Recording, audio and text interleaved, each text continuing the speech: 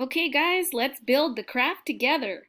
So here on our first picture, we can see the items that you need. You will need crayons or colored pencils, markers, whatever you'd like to use, glue, scissors, and these 2 pages from your lesson scans. Let's keep moving. Secondly, please draw a force field around each of the edges on the outside of your flat paper and along the inside on the dotted lines. Then carefully cut to create flaps. There they are. Put this flat paper off to the side. We're going to come back to it at the end. Moving on to the rainforest paper. On this rainforest paper, the first thing I'd like you to do is to cut apart the animal circles from the rainforest picture itself. All right.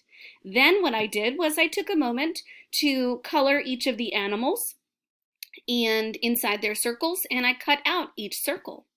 Then I was ready. Here's what my paper looks like without the animals connected. I'm going to start at the bottom at the forest floor or the ground layer. I'm going to read the clues at the bottom and then decide which animal circle that matches. So if you'd like me to read the clues for you, then after I read them, I want you to pause, put the picture you think matches, and then check to see if you're correct with my video.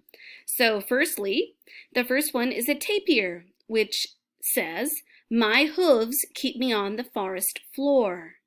Next is a gecko. The gecko's clue says, "I'm a tiny lizard that lives on the forest floor." Okay, so pause me now, find the tapir and the gecko. Did you find the tapir and the gecko? This is what they look like. It doesn't have to be completely colored like mine. These are just an example. And you can see I've also labeled the ground floor. Let's keep going. All right, now we're on the understory. Let me read you the 3 clues about the understory. The first one is about a boa. What is a boa? I slither in the understory and on the forest floor. Next is an ocelot. I'm a big, beautiful cat. I am in danger because people hunt me. And lastly, for the understory is the morpho butterfly.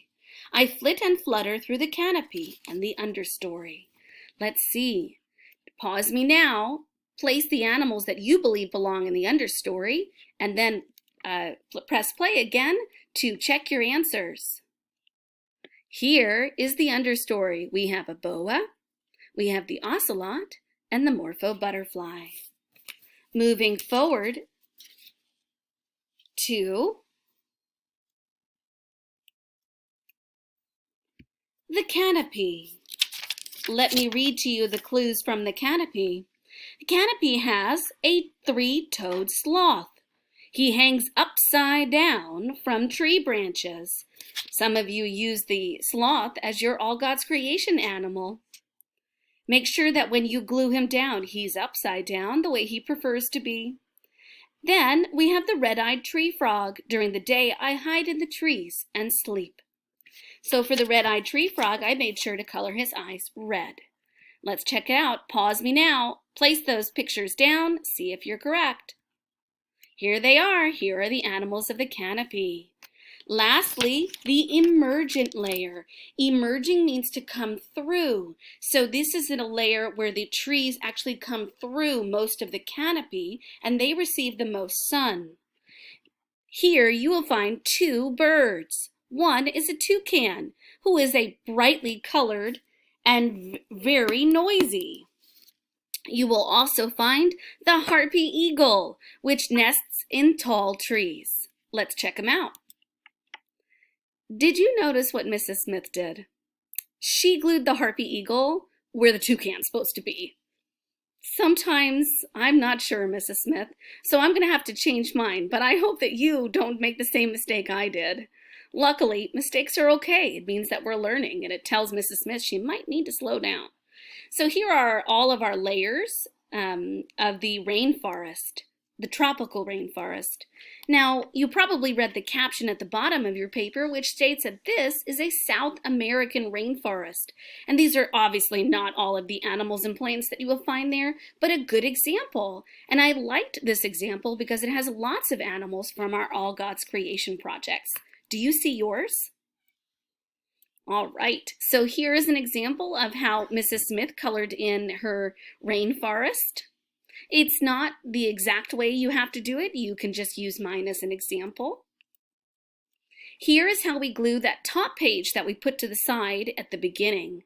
You place a glue line along the back side of the spine of the top of the paper. So you can see, you can see here it's supposed to be from the top down. Okay. And then next, what you want to do is match the edge where my mouse is moving to the edge of the rainforest paper. There's an empty space there. And then you want this ground layer flap to be right at the edge of the ground layer, not towards the bottom. That way it matches better. And you can see here I've drawn this line to kind of give an idea of how much space should be left at the bottom of the rainforest paper. And here we go. This is our completed project. Now, sometimes in the classroom, I will redraw some rainforest on the top of these pages, of these flaps. So if you'd like to do that, you absolutely can. And I hope you'd enjoyed. All right. I'm glad that we got to learn about the rainforest together today.